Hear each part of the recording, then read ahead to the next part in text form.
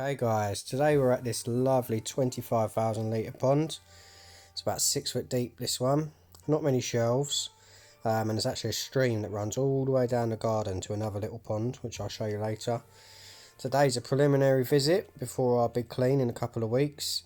So we're going to be opening this filter out, cleaning it out, chucking some treatments in the pond just to clear the water and get all them floating solids down to the bottom where we can hoover it out.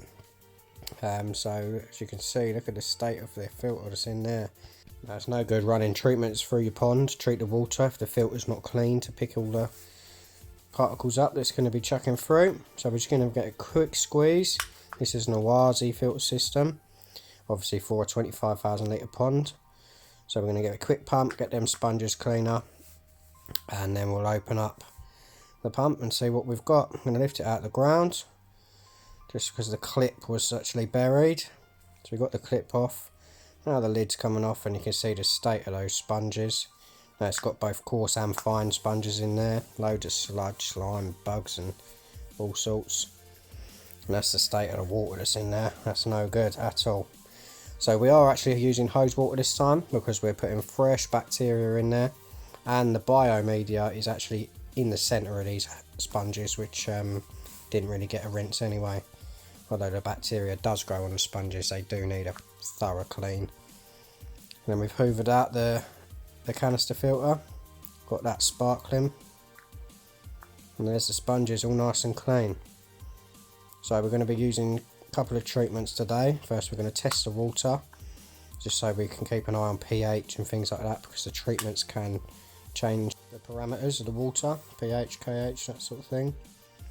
So we've got sludge clear, pond clear. The pond clear is going to catch all those floating particles, drop them to the bottom, and the sludge clear is going to full of bacteria that is going to digest that sludge and mold and hopefully leave us with less to clean out. It's not been cleaned in 9 years, this pond.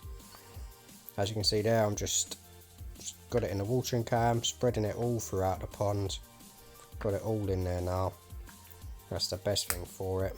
Now the client doesn't run the stream all year round. They just run it every now and again. Good for the birds in the summer and that sort of thing. As you can see, it flows right down the middle of the garden, all the way down to this little pond here, which is also going to be having a full clean. So now we've just started wrapping the sponges in some filter floss. That's going to help catch all those fine particles that usually go through the sponges as well. Now there's a lot of other jobs that are going to be done with this pond, like a new waterfall being built just behind these plants that you can see there. We're going to be fixing the other waterfalls because the water just runs behind them at the moment, and sorting the stream out, making sure it runs proper. So that's it for today. So the new waterfall will be coming out just behind that pipe on the right, and the stream heads out behind those irises there. So stay tuned for part 2.